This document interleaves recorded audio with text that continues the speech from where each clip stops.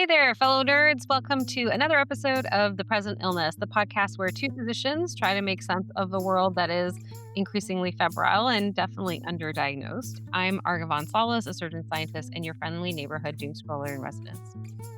And I'm Alyssa Burgart, an anesthesiologist and bioethicist who tracks news and health law like they're EKGs, full of spikes and surprises. The Present Illness is where we dig into public health, politics, culture, and ethics with a scalpel in one hand and a meme in the other.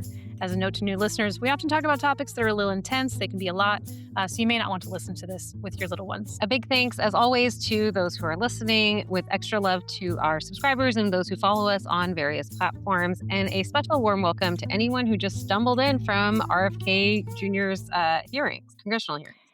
He is all over the hill this week, isn't he? Yeah, he's had, I think, two different hearings, both of them lasting, it seems like, a while, talking about all sorts of things, including, defending Donald Trump's wacky, meaning wrong, math when it comes to changes in costs. You know, how he loves to say he's decreasing prescription costs by hundreds of percentage points when that's mathematically impossible unless you're paying people for their prescriptions. Elizabeth Warren says, that he has his Trump RX, which is supposed to make prescriptions more expensive, and I forget which medication she was looking at, but it was like $200 if you got it through Trump RX, and like somewhere in the range of $10-15 if you got it through Costco. We talked about this actually on a previous episode. I can't remember which one about, the number when he first launched it, it literally had drugs on it that had been taken off the market. Yeah. It had drugs on it that definitely cost more, drugs where there was absolutely generics available that were already really cheap. So what are we going to do with this man? Yeah, there was also a whole section where he was being asked about glyphosate, and how he had been previously opposed to glyphosate, but then when after the one of the chemical companies had lobbied basically with the president, then all of a sudden we no longer heard about it from RFK Jr. And he was like, I don't know anything about that. They went to the White House. The White House didn't ask me. I didn't know anything about, you know what I'm saying? Like he just denied the whole thing, which is fascinating. Did you hear him deny that he had said Black children should be reparented and like gone a screaming match? That's right. He denied it altogether. We can just play the clip where he basically said Black children shouldn't be raised by their own parents, which is disgusting and terrible, inappropriate. I mean, like I don't know all the bad words that we could use to describe what he's saying.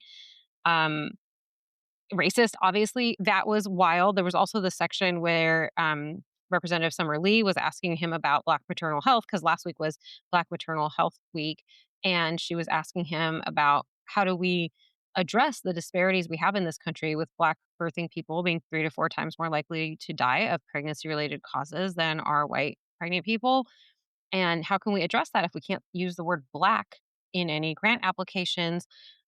I do want to share actually the clip of Representative Summer Lee in her comments to RFK Jr. because I think people should hear her in her own words.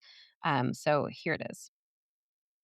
Oh, Your agency told programs to remove a list of nearly 200 words and phrases from their funding applications, including the word Black. Um, do you have an idea of how we could solve the Black maternal mortality crisis if we can't say Black? President Trump is trying to end division in this country, not so. Sorry, not eviction. During the last 4 years. That's what DEI did. It divided Wait, people, it polarized people. No. We're not talking about eviction. We're talking about I'm health. calling about DEI. We're talking about healthcare Yeah. disparities. You're So what we're asking is if you attack DE and I, and then we have a crisis that impacts one population over another, but you cannot direct specific spending or research or interventions to that population, how do you solve the problem? Do you think the federal government should be paying for DEI? I think the federal government has a vested interest in ensuring that its citizens survive childbirth. We are meeting that obligation. You're not. anyway, there's data from, in case folks are new to this topic, there's data published in lots of places, including the New York Times, looking at socioeconomic status and health birthing outcomes and education level and birthing outcomes. And we know that for Black women who have high levels of education and high levels of income, they still have worse maternal health outcomes. So it really does come down to racism as an issue. And what she's really asking is, how do we address racism if you're not letting us address racism? And then he says, "Oh, we are," and she's like, "No, we're definitely not." So anyway, kudos to her for holding him accountable for what he's saying. Anyway, it's been fascinating to see how little allegiance there is to truth or reality in the words that come out of his mouth. But I And there's mean, that. this is not, this is not new. This is like his whole brand. Absolutely, yeah, and Bill Cassidy does talk to him, question him again about vaccines. And by the way, if folks are following, I mean, there's another big story. This is not our main topic for today, but another big story is that there was a paper or an article that the CDC had put together for their morbidity and mortality weekly report about COVID vaccines and how they had significantly decreased emergency department visits and hospitalizations this past winter.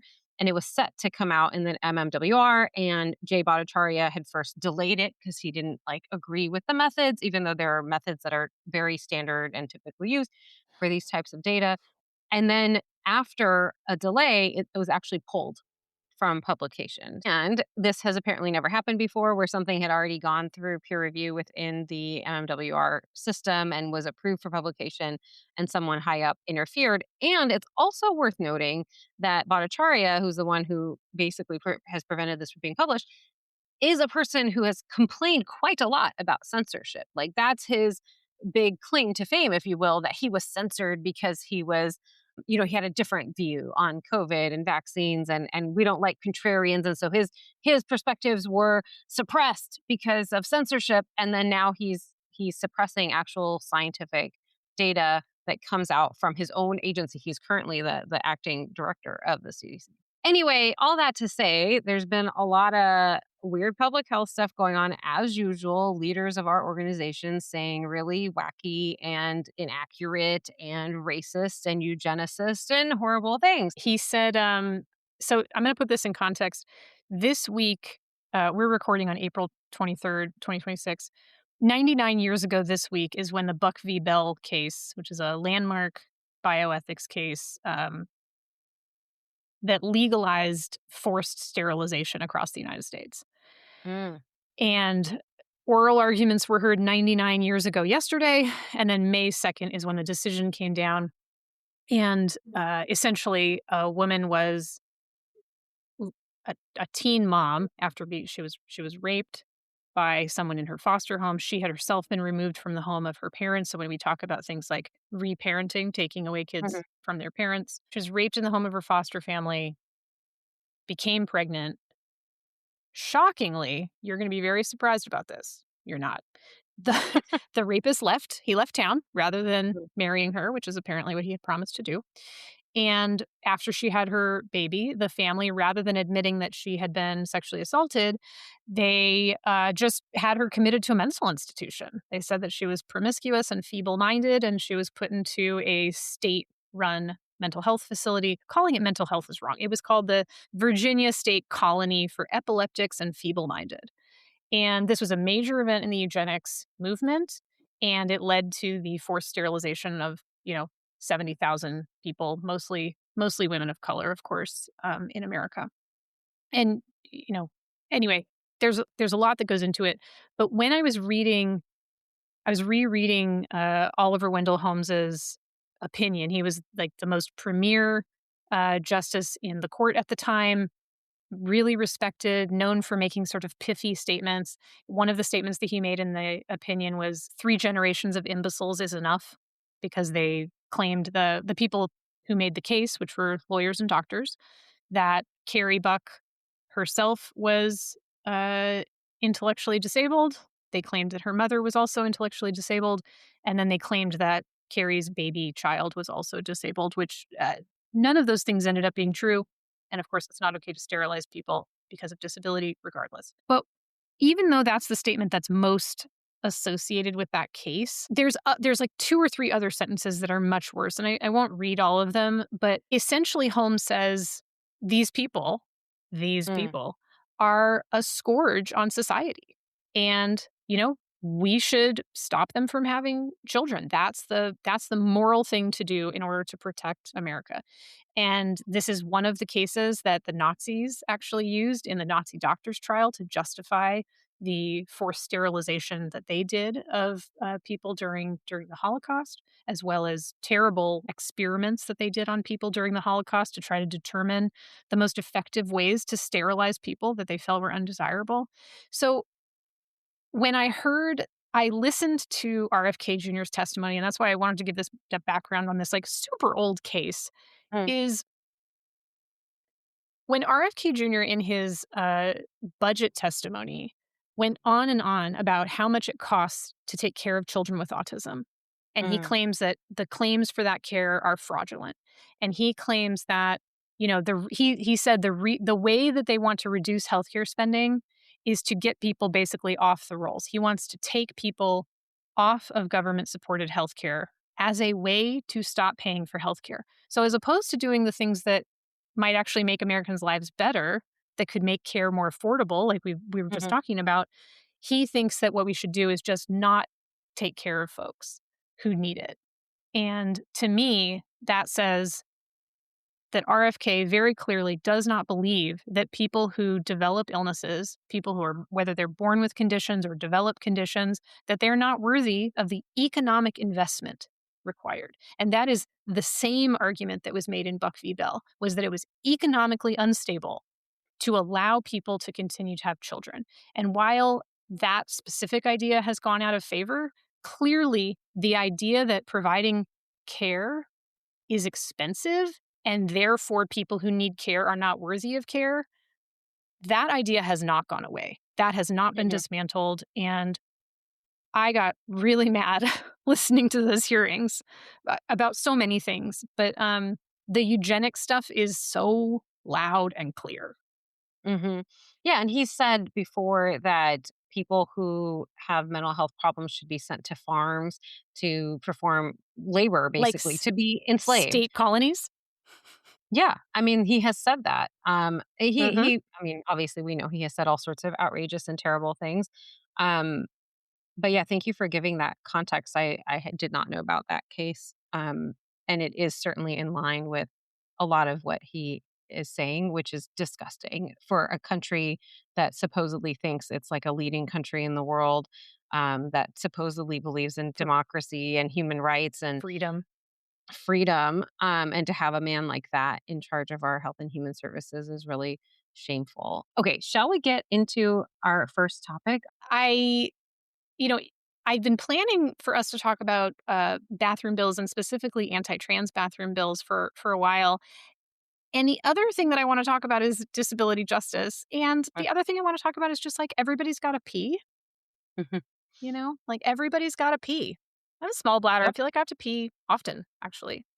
Um, and if you've ever been in that situation where you like can't find a bathroom, it can be really stressful. Um, and I was on a trip recently where I was traveling with a person who needs a specific kind of bathroom, and it was very stressful. Mhm, And one of the places that we ended up stopping was a park. Just we were on a driving trip and needed to pull over, and there was no public bathroom at this park, which was very disappointing. But mhm. it did smell like pee. Mm, So like the parking lot had this like a malodorous scent about it. And you can tell that like there was like a main road nearby, and you could tell that like people didn't have a place to go to the bathroom, and so that's where mhm, they were peeing. mhm, Um so just been thinking so much about bathrooms and how finding a place to a hygienic place to go to the bathroom should not in 2026 be so hard to find. Like it mhm, just shouldn't. We should have public bathrooms.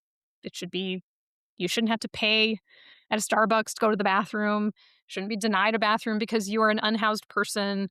Like mhm, all of these things. And so I say all of that as like lead up to the fact that there are so many, conservative forces that seem to be determined to make the lives specifically of transgender people as miserable as possible. Mhm. And one of the things has been to push these miserable anti-trans bathroom laws. And for folks who haven't heard about these things before, there are a number of states that have specifically made laws or regulations, oftentimes in public spaces. They don't want for a person who has a gender that does not align with the sex they were assigned at birth to be able to use the bathroom that feels most appropriate to them. They want to force people to go to specific bathrooms. And this is very dangerous for many reasons. And of course, so many of Mhm. these laws are couched as though like women are unsafe if they're around Mhm. trans people, which is an outrageous, transmisogynistic, terrible thing to say, which is And it's also false. I mean, it's not and borne exactly out not to supported do by that. absolutely any evidence at all. But if you want to make trans people miserable, this is one of the ways that conservative politicians are choosing to do this and using trans people as a wedge to try to create this outrageous. I hate to even call it a moral panic because there's nothing moral about Mhm, mhm, trying to make other people miserable to achieve their bodily functions. Trans people already experience harassment, physical assault, other forms of assault at a much higher rate than the general public, much higher. And forcing people, especially trans women, to use bathrooms that are meant for men is especially dangerous mhm. and very exclusionary. I mean, it's also nonsensical. What I wanna say is that if you look online, there are plenty of people who are trans who will talk about, like, "I look like this," like, let's say it's someone who's a trans woman, "and you want me to walk into a men's bathroom? That's weird. Why would I do that?" Or trans Mhm. men, who look like any other man, and they're like, "Why would I walk into a women's bathroom? Why would women want me to be in a women's bathroom?" Right? It doesn't make any sense, and it opens up the door some kind of inspection of people's genitalia, right? Because what if I don't look feminine enough and I'm walking into a woman's bathroom? These bills empower people to police my body regardless of whether I'm cis or trans or whatever. But like, why are we normalizing that we should have a right to inspect other people's genitals? Why are people so obsessed? Why are people, conservative people, I mean, obsessed with other people's genitalia? And the other issue that I do not hear getting talked about enough is there are a lot of people who are non-binary. They don't identify as either Mhm, gender. And mhm, so to say that person just doesn't have a place to go to the bathroom because the social norm in the United States is that if you have two bathrooms, one is for men and one is for women. Now there's a lot of mhm, like architectural reasons why this is also stupid, and this is why like there's always this like long ass line out of the ladies bathroom because there's the same number of places to pee in both places, which is totally inefficient. But additionally, for people who don't identify as either gender, there's oftentimes no place for them to go to mhm, the bathroom. What folks do look for is a family bathroom. And so mhm, oftentimes if there is a non-gendered bathroom, it is usually a family bathroom. And the reason why this is so important, and this is part of why I said I wanted to also draw this back to disability justice. Did you have to take oral boards when you were to become a yes. surgeon? It's the Mhm. worst. It's the worst. So we have to do it in anesthesiology as well. You have to like travel across the country and spend all of your money to go have the worst 90 minutes of your life where you get like grilled on how you're maybe not smart enough to be a doctor. Um, I passed. Whew. Um, but I remember that I was finishing my fellowship in pediatric anesthesiology, and I had to travel from California all the way to North Carolina, which is where the American Board of Mhm, Anesthesiologists decided to put this monstrous building that we all had to go to take this exam. And I had to take 3 flights to manage to get all the way to Raleigh, North Carolina. In my last leg of my flight, I ended up sitting next to this woman named Tawana Williams. mm, And Tawana, she calls herself the Hope Coach. I met her and her husband. And Tawana is somebody who was impacted by thalidomide. And for mm, folks that don't recall thalidomide. It was a medication that was prescribed widely to people who were pregnant to deal with all sorts of symptoms of pregnancy, including nausea. And unfortunately, when that medication was taken early in pregnancy, it caused some really specific birth differences. So, folks who were born with limbs, in particular, legs and arms that were Yeah. Mhm. significantly shorter and not developed in the way that we would expect typically. And so, Tawana was born with incredibly small arms. She calls herself well, back then, she told me she was, unarmed and dangerous. She ended up telling me her whole life story. It was lovely. She's a motivational speaker. She talks about, like, the troubles she's been through in her life and the things that she's done to try to make people's lives better.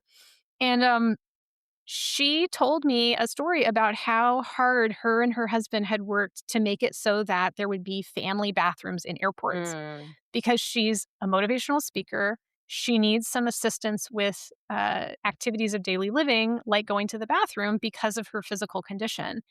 And it's, as you mentioned, it's weird for a woman to walk into a man's bathroom or a man to walk into a woman's bathroom or whatever.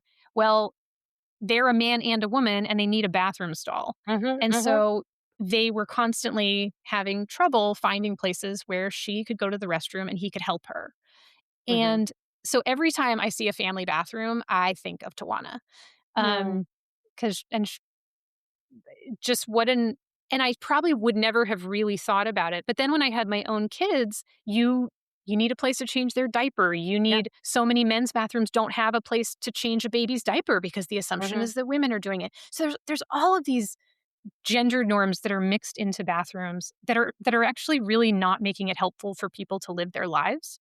mhm, And so finding a family bathroom, whether it's labeled as a family bathroom or it's labeled as a gender neutral bathroom, this is something that's really important for a unique cross section of the population. Um, and so when I'm traveling with somebody who needs a non-binary bathroom, I have to, like, do all of these, like, searches to make sure that the route we're taking is going to have the right bathroom and we can make sure that mhm, this person can go to the bathroom. And then I feel guilty when I'm like, "Oh, well, I can go to the bathroom here, but there's no place for this other mhm, person to go to the bathroom." So it's like, I want it to be that's such a weird thing to have to think about mhm. where you're gonna pee. And yet people who are trans and people who have disabilities and need support have to think about this, like, all the time. So, I mean, I think one of the things that comes up a lot, you see this discourse online, is where people like Nancy Mace is well known for being so hateful about trans people using bathrooms. She is like taking pictures of herself next to the little, the symbol for a woman next to a bathroom, being like, "See, this is who this is for." With her implication being that trans women don't count, right? 'Cause she doesn't, because she's a terrible bigot. You see comments like that, and then you see people saying very common sense things, which is like, "Don't you have an all gender bathroom in your house? Like, why are you so worked up about?" Or on an airplane? I mean, I just was flying. You're not home. Do you just took a flight? Like, we all use all gender bathrooms all the time. So Mhm. why are we making such a big deal about who goes into these bathrooms? And also, the people who are most likely to harm women physically are men, cis men. It's definitely not trans women. And Nope. as you said, requiring trans women to go into a men's bathroom is really dangerous for trans women. The life expectancy in this country for trans people is lower, significantly lower than it is for cis people. And that's in large part due to violence, but also due to the mental health impact of being treated so horrifically by the rest of society. I was just gonna say, I just got an email. There's an anesthesiologist shortage in this country, so I am constantly being either texted or emailed by people being like, "Come work in this random place." Hmm. And I got one from a recruiter who was like, "I have a great opportunity in Oklahoma. Do you want to come to Oklahoma?" And I was like, "No." And here's all the Hmm. reasons why I'm not going to come to Oklahoma. And Oklahoma um, is where Nex Benedict was assaulted. He Hmm. was required to use a girl's bathroom, and it was a group of girls that beat him up and he ended up dying at home the next day. And there still has not been an independent investigation into his death. And so, people of Oklahoma, you all deserve great care. You all deserve to live in a place where you actually have the liberty to live your lives. And yet, it is a place that is so eager to prevent trans people from literally having a place to pee that it is putting people in the situations where it is incredibly dangerous to even pee. Understand how that is pro-life. I don't understand how that is protecting anyone. Like, none of the things that they say that are the reasons for this are true in any way or are grounded in reality. It's just about this hateful agenda. Trump did this in his one of his first executive orders was basically saying trans people aren't allowed to exist. He was like, you can only be female or male. And obviously that's not true, even if you're talking about sex and not gender. We've talked before about the existence of intersex people. Um, and so that was one of the very first things he did was say, we don't allow this. This isn't real. These people don't exist, even though they obviously do. They always have, they always will.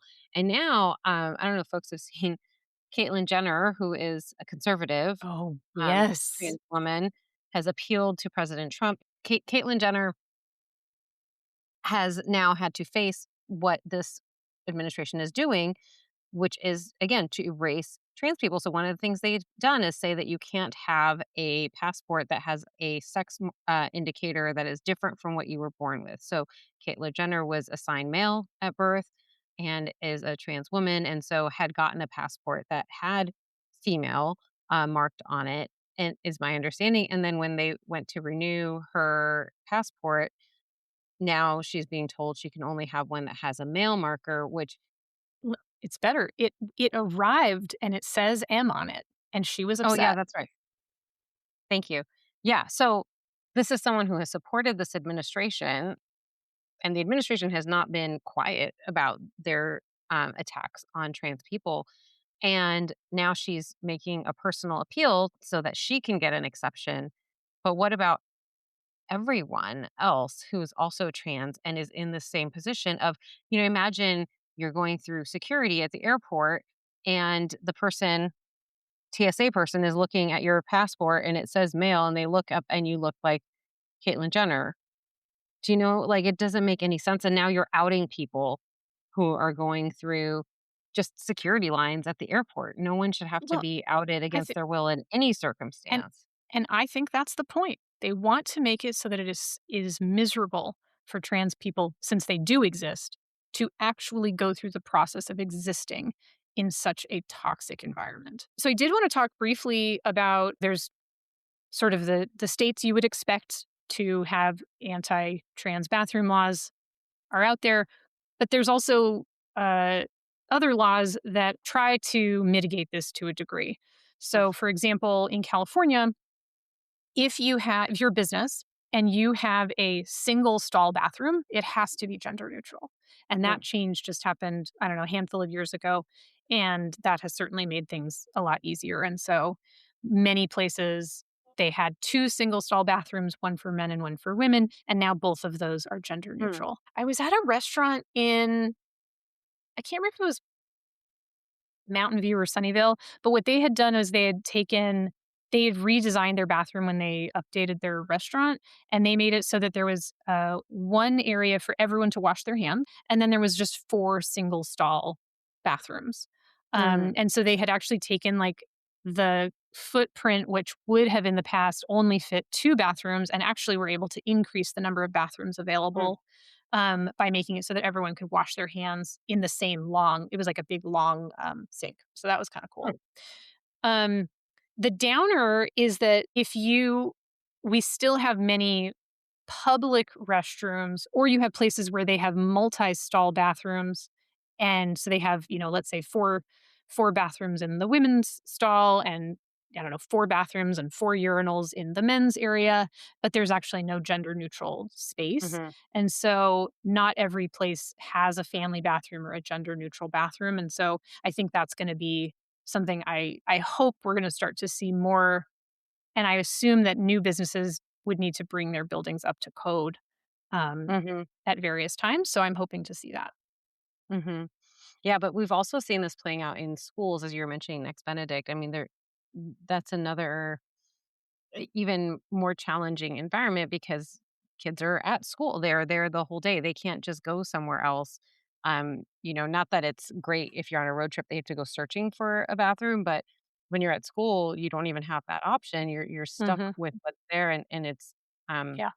these kind of rules are definitely placing really vulnerable people at high risk of being, as we saw in the case of Next Benedict, being assaulted.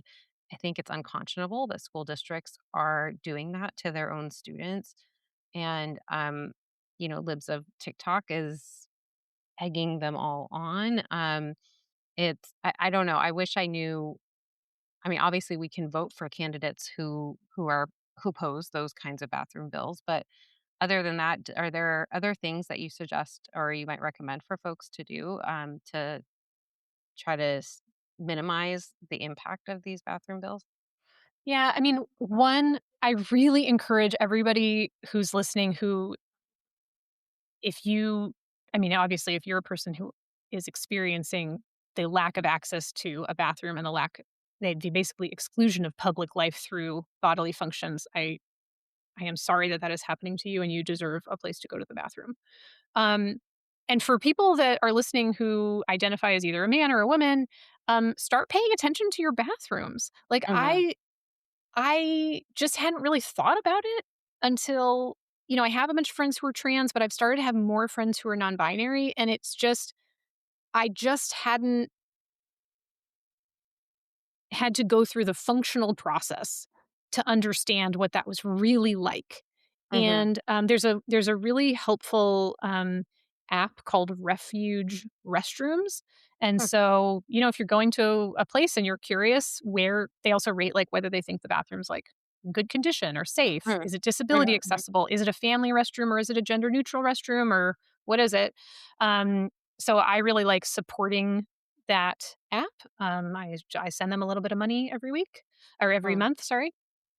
And because I depend on that to make sure that when I take people that I love and care about to a place, I want to make sure, like, I'm not going to pick a restroom that doesn't have a place for my friends to go to the bathroom. I'm just not mhm, going to do that. I don't need to give that business my business. mhm, Um, but to your point about voting for candidates, it's really important for actually like mhm, city and county elections. People, they're not as exciting. People don't tend to get out to vote the way that they do for a national election. But this is actually something that needs to change like in our actual communities and in our mhm, neighborhoods. And so I really recommend that you reach out not just to your your state representatives, but who are the people that you can in your town and in your county to say, "Hey, it's really important to me that we have access to this. It's really important to me that everyone in our community has a place to go to the bathroom." mhm, And they need to hear this from people who are not just people who hate trans people. Like mhm, it's I I know that the conservative movement has specifically gone after trans people because it is a very small group of people. mhm, They are mighty, they're important, and because it is a small group that is already marginalized, this is a way and especially then when you make it trans kids, right? They're kids that don't vote, they're kids that don't have places to, they don't have jobs yet because they're mhm, kids. Um, and this very population is being used as a political wedge. And what I say to you, if you think that trans people going to the bathroom is not important, if you do not think that people having the place to just do regular bodily functions, I want you to think about that the next time you need to pee, you can't find a bathroom. mhm, I don't want to live in a neighborhood where people pee on the streets. And I'm not saying that that's what trans people are going to do, but I'm saying that when I got out of my car at that park and the first mhm, thing I smelled was urine, I was like, people who are unhoused in this community have no place to go to the bathroom. mhm, mhm, And I think about that when I walk into, any sort of a coffee shop or a cafe and they say, bathroom is only for paying customers. Well, it's customers, because that mhm, because that community has no place for people to go to the bathroom. Like mhm, we need public bathrooms. period. And we need them to Yeah. be accessible to everyone in our communities. Yeah. Absolutely. So, Arghavan, since we only talk about things that are really light and airy, what are you going to talk about today? What I was hoping to talk about for today is about digital sexual violence and the normalization of sexual violence that occurs by enabling and normalizing digital sexual violence. So there's been multiple stories, and I'll just do a brief summary that I want to touch on. So one is folks may recall Giselle Pellicot is a Hmm. woman, a French woman who had a very public trial that got a lot of media attention when her husband, Dominique Pellicot, had been for years recruiting men to come and rape her, his wife, in their home while he recorded after he had drugged her. So that was the whole deal. He would drug her so she was knocked out. These men would come over and and they would rape her and he would record it and he had, I forget the exact number, but thousands of videos and photos that they found when they figured this all out. They figured it out because he had been filming up skirts at a local grocery store. So anyway, that story was really concerning for many, many people, and especially I think women, that the person who you trusted the most, your own husband, could be doing this to you for years. And in case folks don't know, yes, she did have questions about what was happening to her. She even confronted him. It's not like she had no clue. And not that there's any, we should never be blaming a victim in this circumstance anyway, but I know a lot of people have questions about how could this be going on. And she was seeing doctors. He was accompanying her to see doctors. She did all that one could be expected to do. And again, there's no expectation. There's no, we have no right to put demands on victims in terrible situations like this. I'm just saying that because a lot of times people do. Just naturally, people have questions about what happened. Anyway, so all this happened because of a specific website that he was able to use to recruit these men. And it was called Without Her Knowledge, and it was hosted on a platform called coco.gg. After months of collaboration across different European agencies, that website was removed. And now it's basically back. It's called something else. It's called cocoland.cc instead of coco.gg. They say that they have used some code that was available on a GitHub repository to make the website look similar to the previous one, but that they're not the same people and that they're not going to allow illegal things to happen on their website. Supposedly, yeah, we're supposed to believe They're all this. copycat rapists? I mean, I'm confused. Is that the defense? Their defense is we just wanted to, they literally said like that they wanted to look similar so that it'd be easier for people to use, but no, we're not going to have allow that kind of content. Yeah. They're trying to walk this ridiculous line pretending that it's not going to be what it was. So it's a as one of the legislators said, a slap in the face. That this is allowed to just pop right back up. It took so long to get the previous site removed, but just like that, there's a new site up that could do exactly the same thing. In addition, so that news came out this week. In addition, folks may have seen the CNN reporting on what they call the Rape Academy, which is a website where men, similar to what Coco.gg was hosting, the Without Her Knowledge website, where men can post about how to drug and rape the women in their lives. And they give tips on medications, dosages, timing, encourage each other.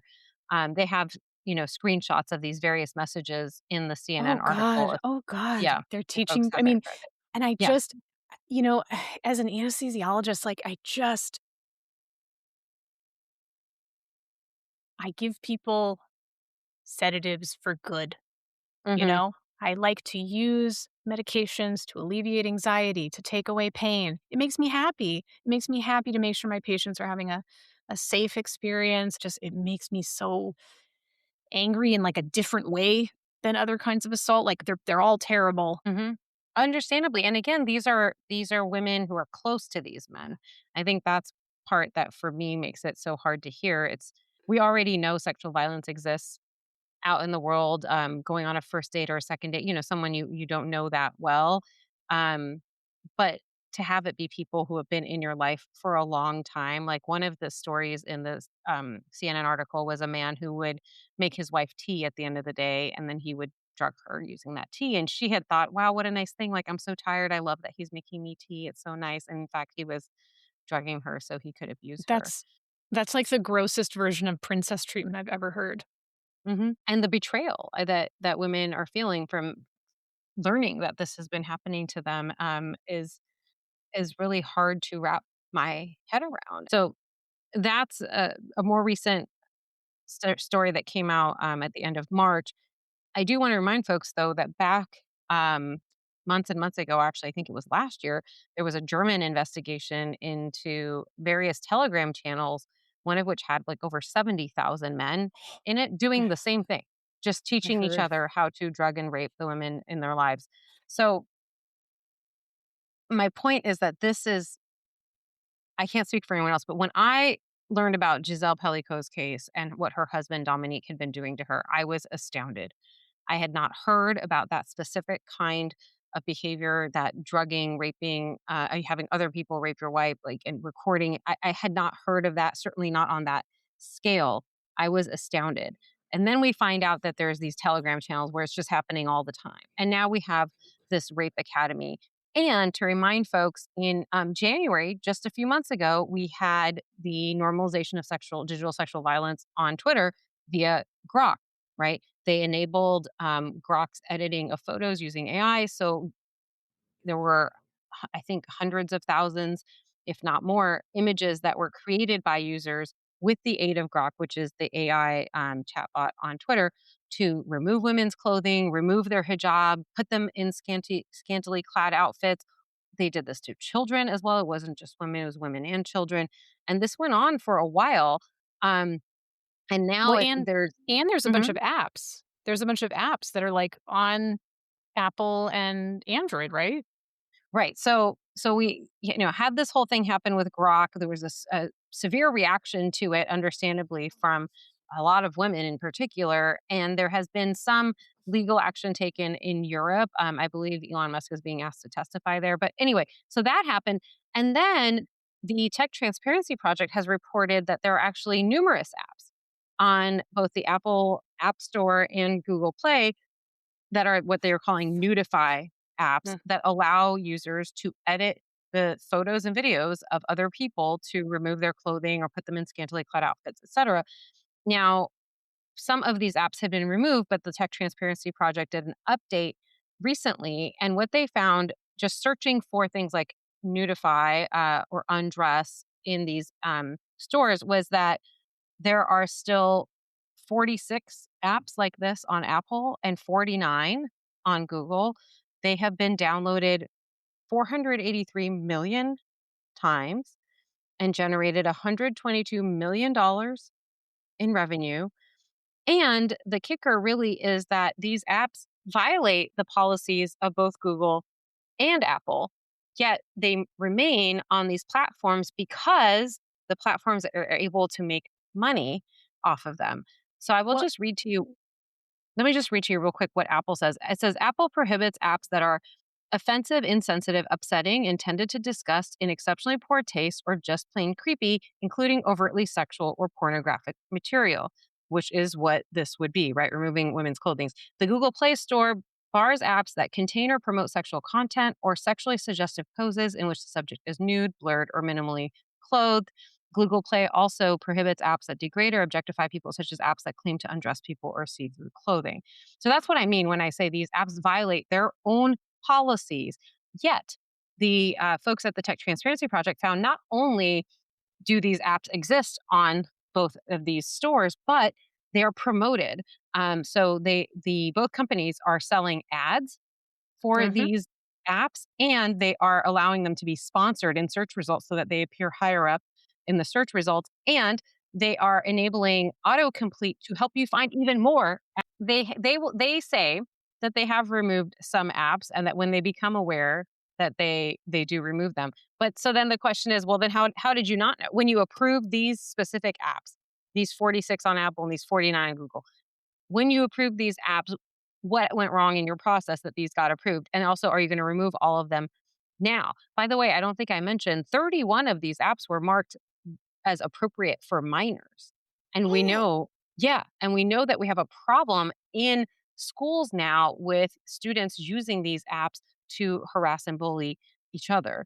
But yeah, so 31 of them were thought to be appropriate for minors. So Apple and Google, as somebody reminded me in my comments, were quite swift to remove the apps that allowed people to identify where ICE is, right? When Pam Bondi said they can't have those. See? They just clicked the button. Hmm. But this is worth keeping because it's making them money. The money that they're making from this is more important to them than the safety and security of women and children. And they should face accountability for those choices. These are all choices that are being made by people largely who are safe from the harm that's being done, right? It's mostly not Tim Cook and people like him who are going to be harmed by these apps. I know that he just stepped down, but still, he's been there for several years. I'm going to hold him accountable at this moment. And then we had, I know I got to wrap it up because we're always running over as you said earlier. But I want to, in this context, also mention that Colleen Fernandez, who is a TV presenter and personality in Germany, recently found out that the person who had been making digital videos and altered digital videos and photos of her to sexualize her and send those to her colleagues. This had been going on for years. She just found out that it was, or recently found out that it was her husband. Again, her own husband was doing this to her to humiliate her and to impact her career with their colleagues because he felt that he owned her. That's what he said, that she was like his property. And okay, I really am going to wrap it up. In the meantime, the T app. Do you remember the T app? Remind me. The T app is an app that came out to allow women to share with each other about Oh, men, right. Right, right, men right. who they've gone out with, who whatever, any number of things. You could say they were just rude. You could say they assaulted you, like whatever it was that happened. You could share, and you can no longer get that through the Apple App Store. And in the background, so we have all of this happening in the digital realm, whether it's on Twitter or these apps or the Telegram channels or all these websites. And then we have in real life, like 3D, we have folks like Eric Swalwell, the massive revelations that came out about him and his sexual harassment and assault of people who were far more junior to him, like interns and staffers, who, for in which cases he was obviously taking advantage of his power over them in really disgusting ways. And then we have Kevin McCarthy, who was the former Speaker of the House. So Eric Swalwell was a representative from California until all this came out, and he was also a gubernatorial candidate here in California until all of this came out, and now has resigned from his seat in Congress and also has withdrawn from the California governor's race, although not quickly. I mean, he initially deny, um, about talking about how he never did any of these things until there was just so much evidence against him that he finally caved. But in the meantime, Kevin McCarthy goes on the news and says, "Well, everyone knew about Eric Swalwell," and I want to play you just a very short 10-second clip of what he said here. Every member in Congress knows not to let any young staffer get around Swalwell or Matt Gates. It's not a secret. Matt Gaetz, folks may remember, was nominated to be Attorney General in this administration until there were public revelations about his relationship, whatever, his abuse of a 17-year-old. So then he eventually stepped down. But Eric Swalwell, who remained in office until just very recently, Kevin McCarthy is saying everyone knew. And I'm raising all of these together to say these Telegram channels, the place where Dominique Pellico was recruiting men, the Rape Academy, what's happening with the app stores. There are many people seeing these things. So these 70,000 men on that Telegram channel, how many of them never did anything to a woman in their life, but they were just there and they were like fine with it. They didn't report the channel. Nobody, going back to Giselle Pellico, not a single man who had a conversation with Dominique Pellico about what Dominique was trying to do to his wife reported him. Not a single one. There were some men who showed up at his house and then did not go through with it. Even they did not report him. Not a single one. And Kevin McCarthy saying all these people knew about Eric Swalwell. Who did anything? Obviously, not a single person until what eventually led to these this news getting out about him was two women, independent people on social media who other women reported to and felt safe reporting to. And then all of a sudden they put together that it was happening multiple times. And that gave the women a sense of greater safety to be able to say, to come forward, whereas they had always thought it was just them. And what are the men doing? That's what I want to know. And I'm not saying it in an accusatory way, but I think that there are a lot of men who I mean, yes, some men are complicit for sure, but there are a lot of men who think this is disgusting, who are ashamed that this is what men are spending their time doing, who want to support women, who want to see a safer world.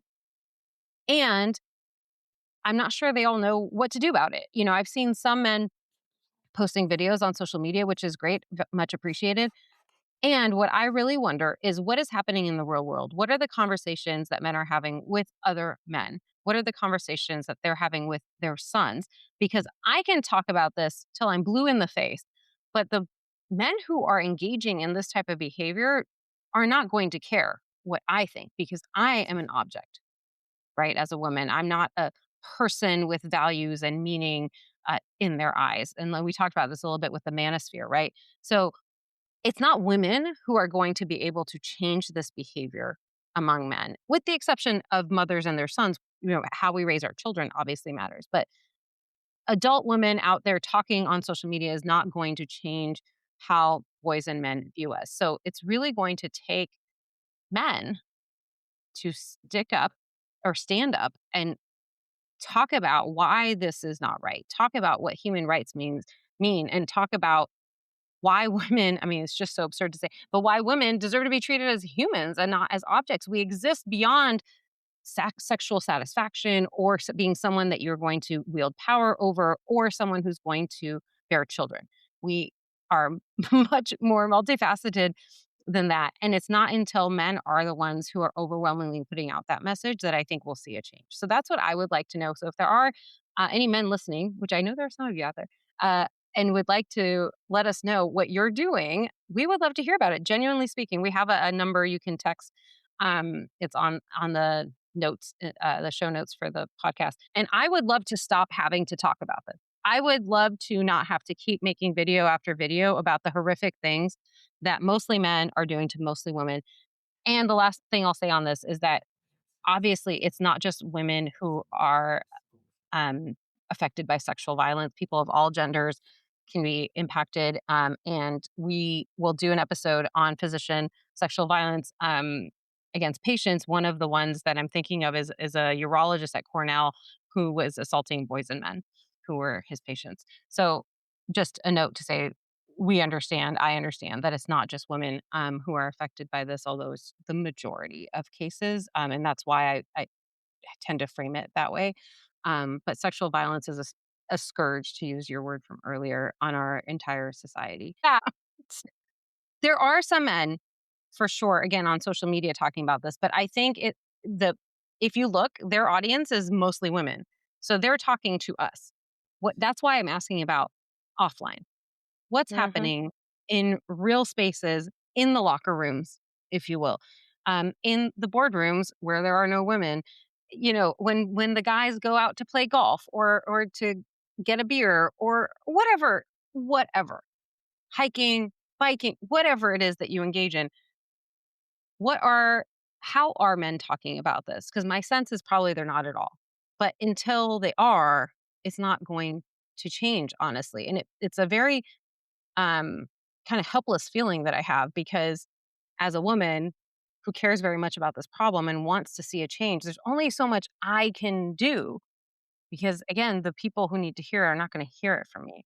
Um, so anyway, that's I think about this a lot, and I do appreciate again the men who are talking about this publicly, and I really would like to know what's happening face to face, offline. How are these conversations going? Are people bringing up these topics when it's just them, when it's just boys and men? Are they talking about this? And are they calling each other out when they make even inappropriate comments? Because that's how it starts, right? Inappropriate comments objectifying women and girls, and those are normalized. And then you can go on to inappropriate behaviors and you go on to sexual assault. And it's going to take other boys and men holding each other accountable for that to change. Agreed. Agreed.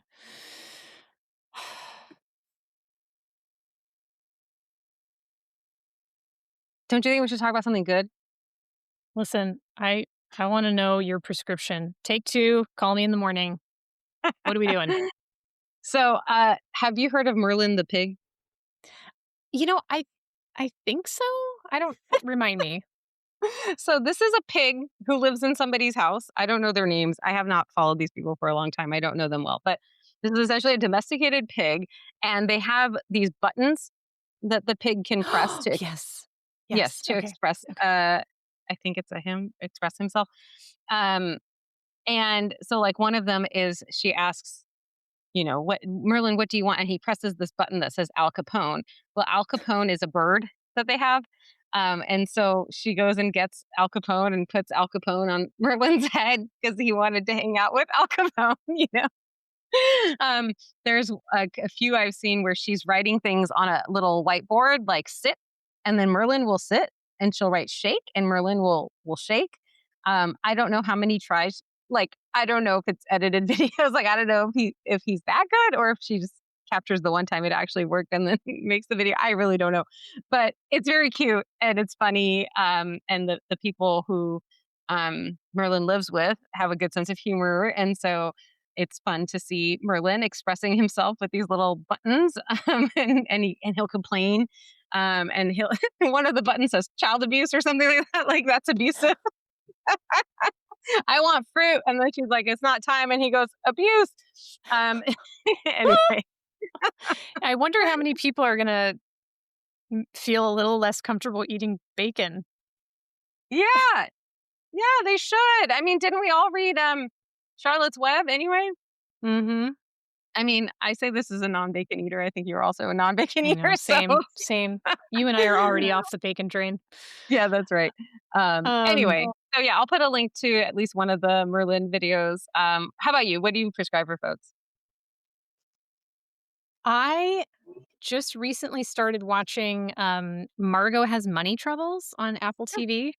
It's based on a book by a woman named Rupi Thorpe, and I had just read the book pretty recently, and then the show just came out. Only the first few episodes are out, but it's fabulous. It's a Hmm, great show, great cast, and it's about a young woman who's in her first year of college. Her English professor gets her into a relationship, which is clearly unethical and inappropriate, and then she ends up getting pregnant, decides to great. keep the baby, and all the things that come through there after that. Anyway, but the cast is fabulous. Michelle Pfeiffer plays her mom, and I haven't seen Michelle Pfeiffer in anything in a while, and she's just perfect. So the cast is fabulous. So Michelle Pfeiffer plays the main character's mom. Elle Fanning plays the main character named Margot. Nicole Kidman plays like an ex wrestler. Uh, Nick Offerman is an ex wrestler, and he plays Elle Fanning's dad. And then there's a woman named I actually don't know how she pronounces her first name, Thadia Graham, who I really have loved in a couple of other shows. Plays her roommate. Anyway, it's a great cast. I loved the book, and I'm enjoying the beginning of how the show is coming out. Thank you for the recommendation. I think that's it for this week's episode. If you didn't like what you heard, this has been The Megan Kelly Show. If you liked it, don't forget to subscribe to The Present Illness, leave us a review, and tell folks in your life. We know that you like us more than you like Megan Kelly, so follow us on TikTok, Instagram, and YouTube at The Present Illness and stay on top of all of our TPI-related news. We will be back next week with more headlines, hot takes, and doom scrolling, hopefully wrapped in some laughs. Until then, agitate, hydrate, take a nap, and I'll see you next time on The Present Illness. Production by Arghavan, Salles, and Alyssa Burgart. Editing by Alyssa Burgart. Social media by Arghavan, Salles. Original music by Joseph Uphoff. Please don't take medical advice from random people on a podcast. This show's for informational purposes. It's meant to be fun, and it's certainly not medical advice. Please take your medical questions to a qualified professional.